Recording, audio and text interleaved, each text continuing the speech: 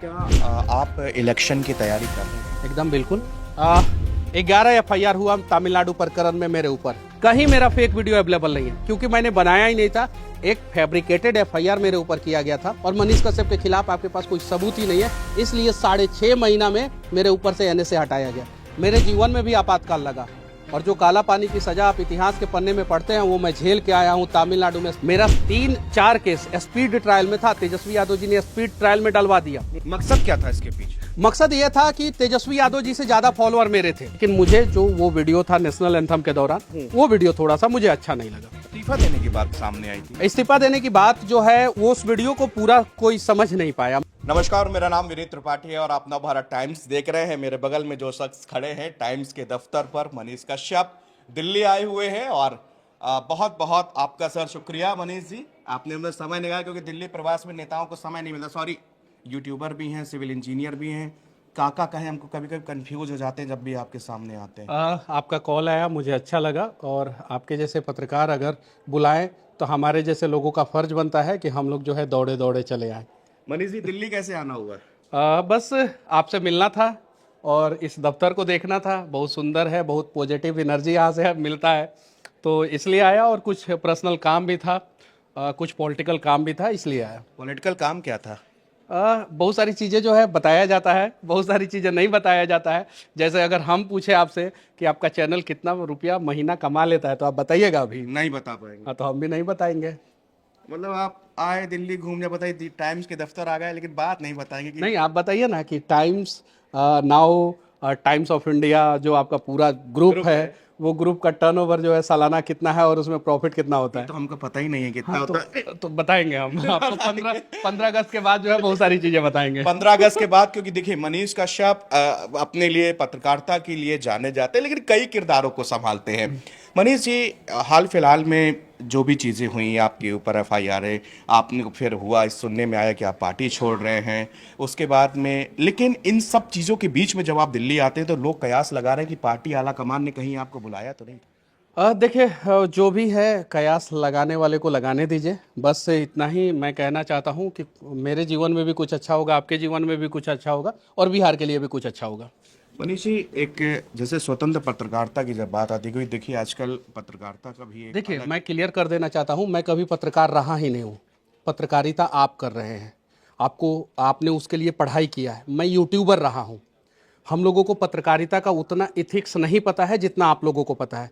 तो जब मैं जेल नहीं गया था तब तक मुझे ऐसा लग रहा था कि मैं पत्रकार हूँ, लेकिन जब मैं जेल गया और सारे पत्रकारों ने मुझे अपने हेडलाइंस में चलाया कि यूट्यूबर मनीष कश्यप हुए गिरफ्तार, जेल गए, तो मैंने एनालिसिस किया कि नहीं, मैं पत्रकार नहीं हूँ, मैं यूट्यूबर हूँ और पत्रकार बनने के लिए मुझे बहुत सारा कोशिश करना होगा।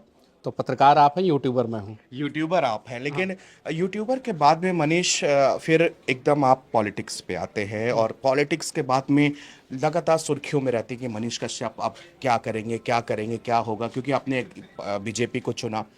अब आपका जो फ्यूचर है, जो भविष्य है, वो क्या लगता है कि पॉलिटिक्स ब्राइट है। जहाँ भी रहूँगा वहाँ अच्छा काम करूँगा। पूना यूनिवर्सिटी से सिविल इंजीनियरिंग किया मैंने, फर्स्ट डिवीज़न से मैं पास आउट हूँ वहाँ से, GH Raisoni college of engineering and management. और इंजीनियरिंग करने के बाद अच्छे कंपनी में काम किया और मुझे लगा कि जब मैं इंजीनियर हूँ तो कुछ सोशल इंजीनियरिंग भी मैं कर लूँ। तो सड़कों पे उतरा, मैंने वीडियो बनाना शुरू किया और वहाँ पे अच्छा किया।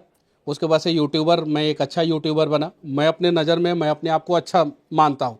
अब दुनिया क्या मानती है उससे मुझे कोई फ़र्क नहीं पड़ता है। मनीष जी, जब आप यूट्यूबर बने और आपने बहुत सारी मूलभूत की जो चीज़ें थी, जो कि बिजली, सड़क, पानी, इस तरह की चीज़ों को आपने उठाया, क्या महसूस किया कि आपने जब फर्स्ट वीडियो किया होगा या फर्स्ट बार जब आप कैमरा लेके निकले कि मैं मनीष कश्यप, उस समय आपके दिमाग में क्या आइडिया, क्योंकि आप बहुत कुछ कर सकते थे लेकिन सिर्फ उस चीज़ों को फोकस करना बिहार। देखिए, बिहार में एक डर था क्योंकि बिहार में तो पत्रकारों के ऊपर तेजाब डाल के जो है मार दिया जाता है।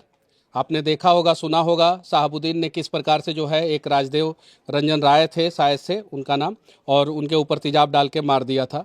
तो डर था, लेकिन एक उम्मीद था कि अगर बिहार में जो है बहुत सारी गड़बड़ियां है तो मैं अपने आवाज़ से जो है कुछ बदलाव करने का प्रयास करूंगा। हालांकि उस बीच में जो है बहुत सारे जगहों पे आलोचना भी हुई कि मनीष, आप शब्दों का चयन सही से नहीं करते हैं, आप जैसे रिलाई शब्द का इस्तेमाल करते हैं पत्रकारिता को, कहीं ये रिलाई शब्द जो है शोभा नहीं देता है। आपका तरीका अलग है। किसी भी ऑफिस में जो है उसके दरवाजे पे लात मार के आप घुस जाते हैं अंदर, सामने वाले को जो है एकदम मतलब कि बहुत सारी चीज़ें, उन सब चीज़ों के बीच में झेलते झेलते झेलते मैं आज यहाँ पे पहुँचा हूँ। आज भी आलोचना और पॉजिटिव चीज़ों के बीच में जो है हमारा काम चलते रहता है। अब मैं देखता हूँ कि मुझे करना क्या है, फिर उसके बारे में सोचता हूँ, फिर कभी करता हूँ। इंसान हूँ, कभी गलतियाँ भी हो जाती है, कभी सही भी हो जाता है। लेकिन एक चीज़ मैंने किया कि बिहार में जब लोग जो है माइक उठाने से पहले डरते थे, अपने वार्ड कमिश्नर के खिलाफ बोलने से पहले डरते थे, मुखिया के खिलाफ बोलने से पहले डरते थे, आज वो लोग जो है अगर गड़बड़ियाँ होती है तो सरकार को भी कटघरे में खड़ा कर देते हैं। मतलब आपने एक युवाओं पे एक अलग जगाई कि आप जो काम कर सकते हैं वो बाकी लोगों ने भी उस चीज़ को एब्जॉर्ब किया, यूथ ने एब्जॉर्ब किया। देखिए, जब मैं बड़े चैनलों में जाता हूं तो वहां पे बहुत सारे पत्रकार मुझे कहते हैं कि मनीष जी, बिहार में इतने सारे यूट्यूबर हो गए हैं जिन्हें बोलने नहीं आता है, वो भी माइक उठा लिए हैं और वो भी जो है वीडियो बना रहे हैं। ये पत्रकारिता के इथिक्स को शोभा नहीं देता है। बहुत सारे लोग कहते हैं, मैं इस चीज़ को डिनाई नहीं करता, एक्सेप्ट करता। लेकिन इसका दूसरा पहलू ये है कि जिसे बोलने नहीं आता है वो भी बिहार के लिए आज आवाज़ उठा रहा है। जो सही से हिंदी नहीं बोल सकता है वो भी हिंदी में बात करके जो है अपने चैनल पे वीडियो बना के ये कहता है कि यहाँ पे रोड गड़बड़ है, यहाँ पे ब्लॉक में भ्रष्टाचार है, यहाँ पे मृत्यु प्रमाण पत्र के लिए घूस लगता है। तो ये एक पॉजिटिव सिनेरियो है। एक तरफ जो है पॉजिटिव कि उसे नहीं बोलने आता है तो भी बोल रहा है, दूसरी तरफ निगेटिव कि उसे नहीं बोलने आ रहा है तो क्यों बोल रहा है। तो कम से कम ये तो हुआ कि जिसके पास आवाज़ नहीं था, जिसका आवाज़ दबा हुआ था, वो आज बोल रहा है और बिहार के लिए आवाज़ उठा रहा है। बिहार की मौजूदा स्थिति कैसी है, क्या लगता है, क्या कुछ बदलाव आपने देखा तब से लेकर अब तक में? देखिए, एक बदलाव ये हुआ कि मैं आज से 4 साल पहले जब मैं वीडियो बनाता था कि नाला का हाइट जो है 3-3 फीट ऊपर रहता था, 4-4 फीट ऊपर रहता था, उसमें एक ज़बरदस्त बदलाव पूरे बिहार में दिखने को मिला है कि किसी भी पंचायत में अब आप वो स्थिति में उस चीज़ को नहीं देख सकते। दूसरा, पहले जो है खुल के जो है करप्शन लोग करते थे, सामने वाले से जो है खुल के घूस मांगते थे। अब मांगने से पहले डर रहे हैं कि कोई यूट्यूबर आएगा, कोई पत्रकार आएगा, अगर चीज़ों को दिखा देगा तो दिक्कत हो जाएगा। तीसरा कि बिहार की आवाज़ जो है आज नेशनल लेवल तक आती है और बिहार में अगर एक छोटी सी समस्याएं भी होती है तो उसे बहुत सारे यूट्यूबर दिखा देते हैं तो नेशनल इशूज़ बन जाता है। चौथा, बिहार में बहुत सारे टैलेंटेड लड़के थे, जैसे सोनू का मैंने वीडियो बनाया, बहुत सारे सिंगर, बहुत सारे अलग प्रकार के टैलेंटेड बच्चे, जिनको कहीं मौका नहीं मिलता था, आज उन्हें मौका मिल रहा है। लेकिन सबसे बड़ी समस्या अभी भी बरकरार है बिहार में कि जो ब्लॉक लेवल पे करप्शन है वो पूरे बिहार के गाँवों का जो है वो विकास को अवरुद्ध कर रहा है। तो उस पर जो है हमें और काम करने की ज़रूरत है। आप मनीष जी यूट्यूबर हैं, सिविल इंजीनियर हैं, पॉलिटिक्स भी हैं, मतलब इतने सारे किरदारों को एक साथ जीते कैसे? क्योंकि बड़े मुश्किल होता है। जैसे हम पत्रकार हैं, अगर हम सोचें कि सिंगर बन जाएं या कुछ बन जाए तो 2-3 किरदारों को एक साथ लेके चलना। कभी कोई एक महिला से ये बात नहीं पूछता है कि आप इतने सारी किरदार को कैसे ईमानदारी पूर्वक निभा देती हैं। जैसे एक महिला जो है बहन होती है, बहन का किरदार ईमानदारी पूर्वक निभाती है। एक महिला माँ के रूप में जो है माँ का किरदार ईमानदारी पूर्वक निभाती है। एक महिला पत्नी के रूप में जो है उसका किरदार ईमानदारी पूर्वक निभाती है। तो हम लोग जो है उन्हीं से सीखते हैं। मैं अपनी माँ से सीखा हूँ कि किस प्रकार से अपने अलग अलग किरदार को जो है ईमानदारी पूर्वक निभाना है। सिविल इंजीनियरिंग की पढ़ाई किया मैंने, वो नॉलेज है, उसी नॉलेज को इम्प्लीमेंट किया मैं यूट्यूब के माध्यम से। उसके बाद से मुझे पब्लिसिटी मिली, जो भी मिला, जिस लेवल पे भी मिला, उसका इस्तेमाल जो है मैं पॉलिटिक्स में जाने के लिए किया कि पॉलिटिक्स में अगर हम लोग सिस्टम के इस पार खड़े रहेंगे, इसको कोई निगेटिव तौर पे भी ले सकता है कि तुम लालची हो, राजनीति में जाना चाहते हो, लेकिन सिस्टम के इस पार हम लोग खड़े होकर सिर्फ आवाज़ उठा सकते हैं। आप जो है आवाज़ उठा सकते हैं, आप समस्या का समाधान नहीं कर सकते। जिस दिन आप सिस्टम में चले जाएंगे, संवैधानिक पद हो जाएगा, आप एक मुखिया, वार्ड कमिश्नर या विधायक या सांसद बन जाएंगे, तो आप समस्या का समाधान करने वाले बन जाएंगे। तो हम भी चाहते हैं कि हम समस्या का समाधान करने वाले बने और जहाँ पे मूलभूत समस्याएं हैं, लोगों को परेशानी है, वहाँ पे हम कुछ करके जो है उनकी परेशानियों को दूर करें। तो ये अलग अलग किरदार जो है निभाना जो है मैंने अपनी माँ से सीखा है। मनीष जी, एक सवाल ये आता है कि क्योंकि तमिलनाडु वाला मामला बड़ा हाईलाइट हुआ, सुनने में आया कि आपके ऊपर एफआईआर दर्ज की गई आपके चैनल्स के ऊपर, क्या कभी ऐसा फेक कंटेंट भी आपने प्रोड्यूस किया? देखिए, 11 एफआईआर हुआ तमिलनाडु प्रकरण में मेरे ऊपर, टोटल 11। 4 एफआईआर बिहार में और 6 एफआईआर तमिलनाडु में और 1 एनएसए, नेशनल सिक्योरिटी एक्ट। और वहाँ से मैं सारे जगह से बाइज्जत बरी हो पाया क्योंकि मैंने कुछ गलत किया ही नहीं था। जब कोर्ट ने मेरे आईओ से पूछा कि मनीष कश्यप ने जो फेक वीडियो बनाया वो दिखाइए, तो उनके पास जो है फेक वीडियो था ही नहीं, क्योंकि मैंने फेक वीडियो बनाया ही नहीं था। अगर मैं कोई फेक वीडियो बनाया होता तो आपके चैनल पे वो वीडियो चला होता। इस देश में अनेकों चैनल है, उस पे चला होता, सोशल मीडिया पे चला होता, यूट्यूब पे अवेलेबल होता, इंटरनेट पे अवेलेबल होता। कहीं मेरा फेक वीडियो अवेलेबल नहीं है, क्योंकि मैंने बनाया ही नहीं था। एक फैब्रिकेटेड एफआईआर मेरे ऊपर किया गया था, और उसी वजह से पूरे देश में शायद मैं पहला व्यक्ति हूं जिसके ऊपर से एनएसए, नेशनल सिक्योरिटी एक्ट, सिर्फ 6.5 महीना में हट गया। मद्रास हाईकोर्ट का मदुरई बेंच ने साफ साफ कहा कि मनीष कश्यप के ऊपर एनएसए लगने वाला मनीष कश्यप ने काम ही नहीं किया था, और मनीष कश्यप के खिलाफ आपके पास कोई सबूत ही नहीं है, इसलिए 6.5 महीना में मेरे ऊपर से एनएसए हटाया गया, सिर्फ ओनली 6.5 मंथ में। ये चीज़ है।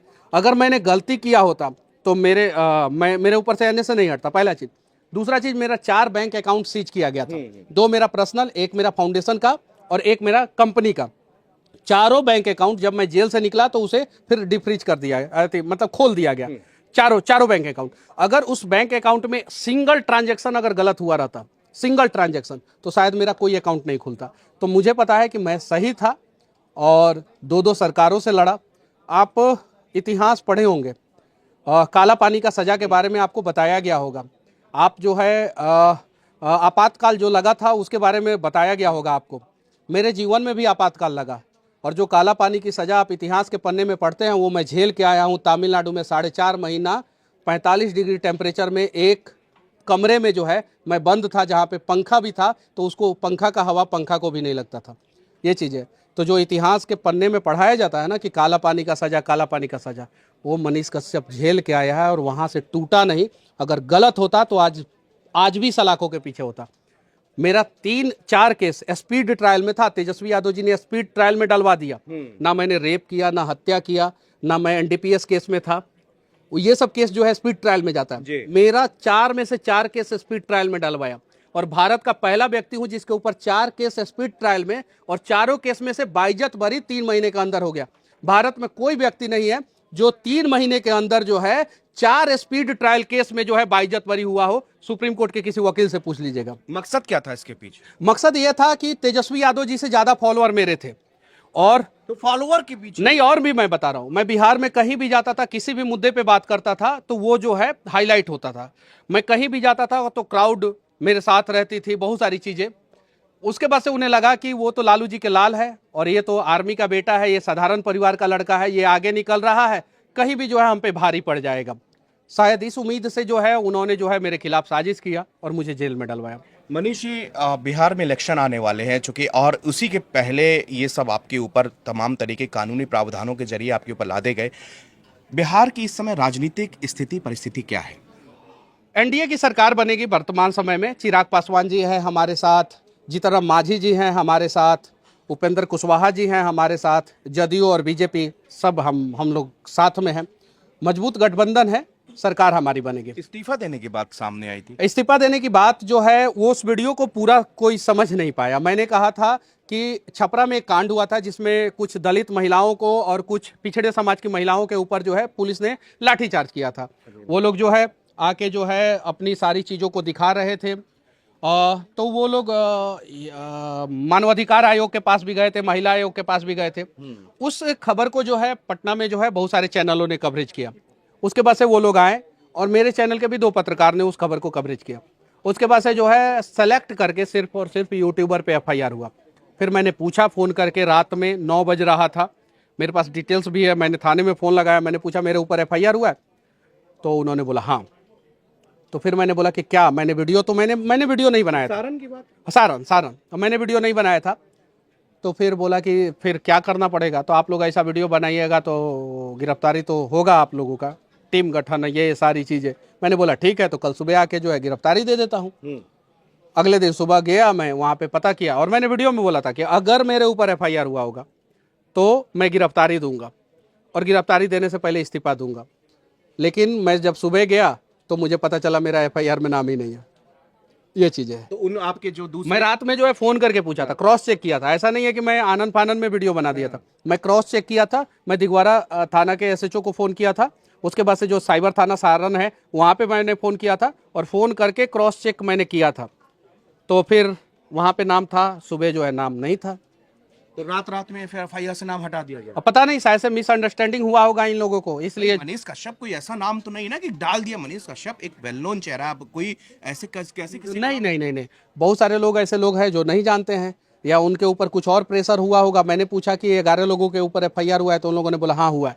तो मैंने बोला कि मनीष कश्यप पे भी हुआ है क्या, तो उन लोगों ने बोल दिया हाँ। तो शायद जो है उन लोगों को नहीं पता होगा कि वही मनीष कश्यप है, भाई मनीष कश्यप या कोई दूसरे हैं। हाँ, या दूसरे हैं। इस प्रकार से हो सकता है ये जो भी मिसअंडरस्टैंडिंग हुआ है। लेकिन उसका एक पक्ष था कि ग्रामीणों को पीटा गया था, महिलाओं को पीटा गया था, और एक सीआरपीएफ के जवान को जो है जेल में डाल दिया गया था होली के दिन। 15 मार्च को जो है वहाँ पे होली मनाया जा रहा था, हम लोगों ने देश में 14 मार्च को मनाया। लेकिन दूसरा पक्ष ये था कि जब सीआरपीएफ के जवान को पकड़ के पुलिस लेके गई, तो कुछ ग्रामीण जाके जो है थाने में जो है पत्थरबाजी भी किए थे। ये चीज है, तो शायद उस पत्थरबाजी के अगेंस्ट में पुलिस आके लाठीचार्ज किया, हाँ, जिसमें महिलाओं को जो है बुरी तरीके से पीटा गया था। मनीष जी, अब चूंकि बिहार का इलेक्शन बहुत नजदीक आ गया है, क्या वहां पर आप कह रहे हैं जैसे एनडीए की सरकार बनेगी, लेकिन नीतीश कुमार को लेकर बहुत तरह के वीडियोस सामने आ रहे हैं इस समय, आप देख रहे हो कि कहीं वो हाथ में मिलाने लगते हैं, कहीं वो, तो लोगों को कह लग रहा है कहीं एज फैक्टर तो नहीं लागू हो रहा उनके ऊपर। देखिए, जो वीडियो देखने को मिल रहा है वो वीडियो के हिसाब से अगर कहा जाए तो शायद एज फैक्टर है, क्योंकि नीतीश जी से हम लोग जो है नेशनल एंथम के समय में उस प्रकार की उम्मीद नहीं कर सकते। लालू जी से उम्मीद कर सकते हैं, तेजस्वी जी से उम्मीद कर सकते हैं हम लोग कि वो लोग उसी लायक है, वहीं एक्टिविटीज़ करेंगे। नीतीश जी से नहीं उम्मीद कर सकते। लेकिन ये इंटरनल मैटर है, जदयू का इंटरनल मैटर है, उस पर जो है वो लोग बोले तो ज़्यादा अच्छा है, पहला चीज़। दूसरा चीज़, मैं उस लायक नहीं हुआ हूँ अभी कि नीतीश जी के बारे में, नीतीश जी के स्वास्थ्य के बारे में मैं कुछ कमेंट करूँ। लेकिन मुझे जो वो वीडियो था नेशनल एंथम के दौरान, वो वीडियो थोड़ा सा मुझे अच्छा नहीं लगा। व्यक्तिगत रूप में व्यक्तिगत मेरा राय है कि वो पर्टिकुलर चीज़ मुझे अच्छा नहीं लगा। क्या आप इलेक्शन की तैयारी कर रहे हैं? एकदम बिल्कुल। आप अच्छे पत्रकार बनने की तैयारी कर रहे हैं कि नहीं, इस फील्ड में है तो आप भी चाहते हैं कि बहुत अच्छे पत्रकार हो और देश में आपका जो है एक समय ऐसा नाम हो कि आप शीर्ष पे हो। तैयारी मैं भी कर रहा हूँ, चुनाव मुझे लड़ना है और लड़ूंगा भी, जीतूंगा भी, और सदन में जाके जो है आवाज़ भी उठाऊंगा। मनीष जी, एक बात हमेशा ये कही जाती है कि जो यूट्यूबर होते हैं या सोशल मीडिया के थ्रू फेमस होते हैं, लेकिन गांव घर में एक उनको जो गांव से, उनके घर से उतना सपोर्ट नहीं मिल पाता। लाइक कन्हैया कुमार बहुत पॉपुलर लीडर रहे, जेएनयू से लेकर पूरे देश भर में वो रैलियां करते हैं, अपनी उनकी बोलने की कला है, उनका आर्ट ऑफ, वो बहुत अच्छा बोलते हैं, लेकिन वो इलेक्शन नहीं जीत पाए। नहीं, मेरे साथ उल्टा है। मुझे जो है गांव के लोग ज़्यादा सपोर्ट करते हैं। ग्रामीण एरिया में जो लोग हैं, वहाँ की महिलाएं हैं, सबसे ज़्यादा तो मुझे महिलाएं सपोर्ट करती है। मेरे लिए ना जाने कितने लोगों ने छठ किया था, बाकायदा जो है उसका बहुत सारा वीडियो जो है सोशल मीडिया पे पड़ा हुआ है, हज़ारों वीडियो पड़ा हुआ है, हज़ारों। जब मैं जेल में था, जेल से निकला तो भी, तो मुझे जो है सपोर्ट मिलता है। और गरीब तबके के लोगों का जो है मुझे ज़्यादा सपोर्ट मिलता है, वो लोग जो है मुझे ज़्यादा लाइक करते हैं। तो बहुत बहुत शुक्रिया मनीष जी हमारे साथ बातचीत करने के लिए, और आपको मीटिंग है, आपको निकलना है, इसके लिए, इसके बावजूद आपने हमको इतना समय दिया। मनीष कश्यप को आप सुन रहे थे, और ये हमारे टाइम्स के दफ्तर में यहाँ पर आए और तमाम सारी जो बात जो पिछले दिनों से आप सुनते चले आ रहे हैं, एफआईआर जेल से लगा के, वो सारी चीज़ें मनीष कश्यप ने यहाँ पर खुद, चूंकि ये सामने थे तो हमको लगा कि अब एफआईआर पढ़ने से अच्छा है कि जो सामने है उससे ही क्यों ना सवाल किया, और सारे सवाल का यहाँ पर मनीष कश्यप ने बेबाकी से जवाब दिया। एक बार आपका मनीष जी फिर से दिल से बहुत बहुत शुक्रिया, आप यहाँ पर समय निकाल के आए। बहुत बहुत धन्यवाद। जय हिंद।